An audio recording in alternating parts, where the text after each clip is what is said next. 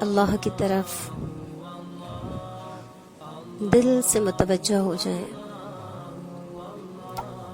تمام کے تمام دل سے اللہ کی طرف متوجہ ہو جائیں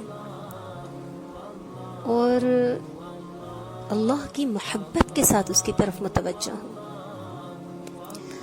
متوجہ ہونے کا مطلب صرف یہ نہیں ہے کہ ہم اللہ کا خیال کر لیں، اللہ کے بارے میں سوچ لیں، اللہ کا نام رٹنے لگیں، بلکہ توجہ کا مطلب اللہ کی محبت اور اس کے احساس کے ساتھ،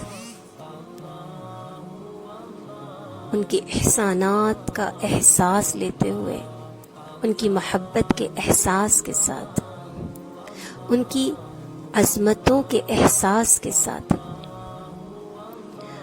اور اس کی ربانیت کی، اس کی تمام صفات میں اس کے یکتا و یگانہ ہونے یعنی ان کی شان کے احساس کے ساتھ، اور اس رب کے ہم غلام اور باندیاں ہیں، بندے اور بندیاں ہیں، تو اپنی غلامی کے احساس کے ساتھ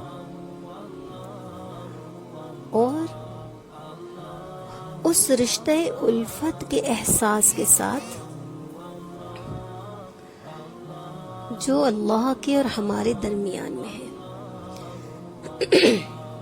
اس کا خیال ہونا،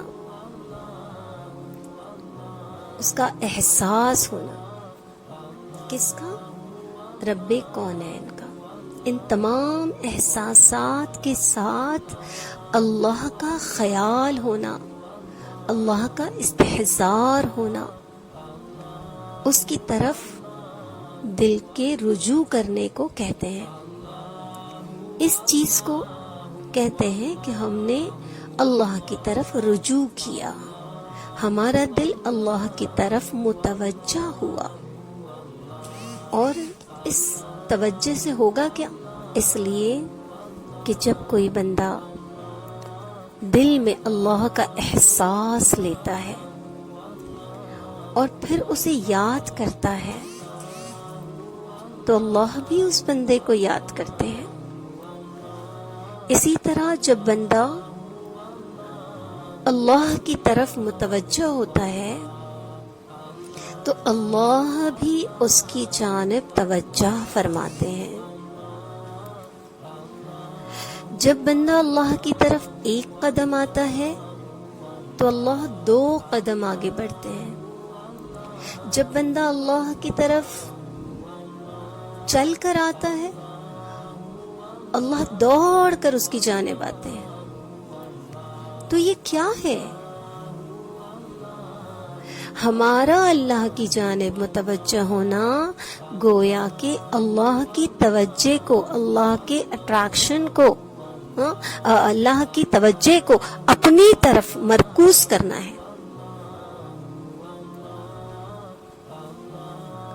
یعنی اللہ کی نگاہوں کا مرکز بننا ہے۔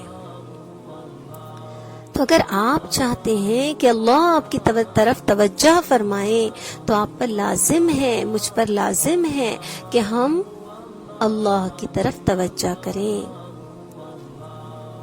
تو ہم سب اللہ کے احساس کے ساتھ، ان کی محبت کے ساتھ ہم ان کی طرف توجہ کریں، ان کا خیال کریں، ان کا احساس کریں،